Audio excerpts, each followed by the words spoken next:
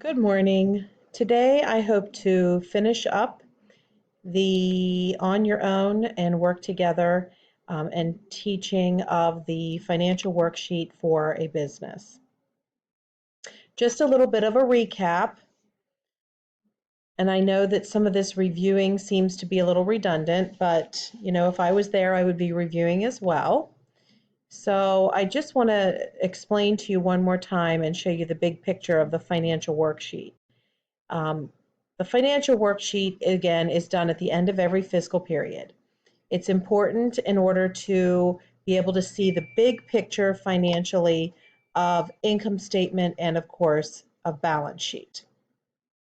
So if you look at the trial balance is the respective account balances in the ledger. So if you go through the ledger of the business, your cash ledger has a debit balance of $9,800, petty cash $150, and so on and so forth. These two columns will equal. The adjustments are that the accounts that are adjusted are supplies and prepaid insurance. This is the beginning of the month value for supplies. This is the end of the month value for supplies. Once again, this is the value that the textbook will give you. You then, in turn, have to subtract what the textbook gives you as your end of the month value from the beginning of the month value to get your adjustment total. The adjustment total is how much you have used up or consumed throughout the month. An asset is an asset until you use it up. Once you use it up, it needs to be expensed. That's why we have supplies here we're taking away from by crediting it, and then we are debiting supplies expense. Again, an asset is an asset until you use it up and then you expense it. That's why we're offshooting on the contra account of supplies expense. We're doing the same thing with prepaid insurance. This is the end of the month value the textbook gives you. Subtract this from the beginning of the month value, and the difference is your adjusted total, which is what you have consumed throughout the month. Yesterday's lesson, I taught you how we have income statement accounts and we have balance sheet accounts. Income statement accounts are sales and all of the expenses. Balance sheet accounts are assets, liabilities, and owner's equity. So when you bring over the balance sheet accounts, you are going to bring over all of these totals. So you're literally copying data from the trial balance to the balance sheet, with the exception of your supplies and your prepaid insurance. When you're bringing over those totals, they are in essence the totals that the textbook gave you as the end of the month values. Therefore, this is the beginning of the month value, the end of the month value, and what has been consumed. As far as your liabilities and owner's equity, we're just bringing those over. For income statement columns, you're bringing over your sales and your expenses. Sales is just brought over. It was a credit here. You bring it over as a credit. Advertising expense is a debit. You bring it over as a debit. And then insurance expense, you don't have here in the trial balance, but you do have a total after you adjust it. It's a $250 debit, so you're bringing it over as a $250 debit. Add up this column, bring this down, and your columns do not equal. You don't want them to equal. The same thing for your balance sheet. Your debits do not equal your credits. You don't want them to equal. Your goal by the end of or by finishing this financial worksheet is that your income statement columns do equal, and your goal is that your balance sheet columns do equal. So let's make them equal. The first thing that you're going to do is get a calculator, because I would like you to do this with me. So if you'll please pause the video till the students get the calculator. Now that you have a calculator, I would like you to take the balance of your credit column in your income statement and subtract your debit column from that total. So in your calculator, you're going to take $4,320 and you're going to subtract $2,790. When you do this, you get a difference of $1,530. That is your net income.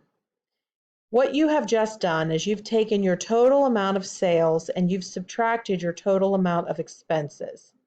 When you subtract your expenses from your sales, you get a net income because your sales are more than your expenses.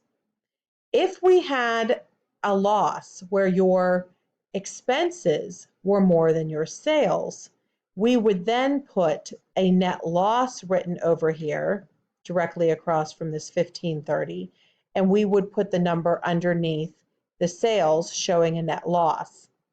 So let me word this differently. When calculating your net income or net loss, you take the lesser of the two columns of your income statement from the greater. In this case, you take this number from this number. The difference is going to go under the smallest of these two numbers. Since this is a net income, it goes under your debit.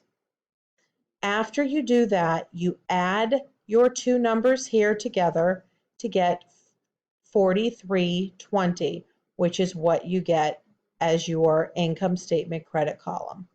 Bring this number down. In order to get these two numbers to equal, you're going to take the 1530 and bring it under the smallest of these two. Place it under the 15440, which is the smaller of the balance sheet totals. Once you do that, that's truly where the magic happens. Because if you add the $1,530 to your 15,440, you're going to get the two columns to equal as the $16,970, and then bring this total down to show equality for these two columns. Once again, this number is going to be brought over and put under these two totals. Add these two up, and you should get your balance sheet debit column total. Now, after you have made your income statement columns total and your balance sheet columns total, this is a mathematical line going across here. And then you're going to show a double rule at the bottom to show the two things that we do when we double roll. We show equality and completion. And you are now done with a fiscal period financial worksheet. I would like you to go ahead and finish the on your own column totals at the bottom. After you have done that, then I would like to show you the correct answers for the on your own so that you can check your answers with mine.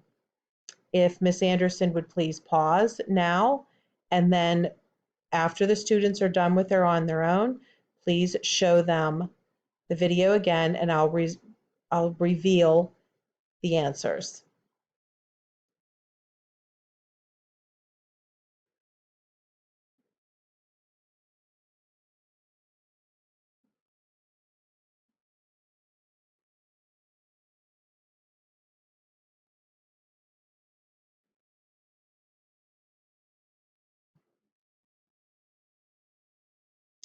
These are the answers for the on your own.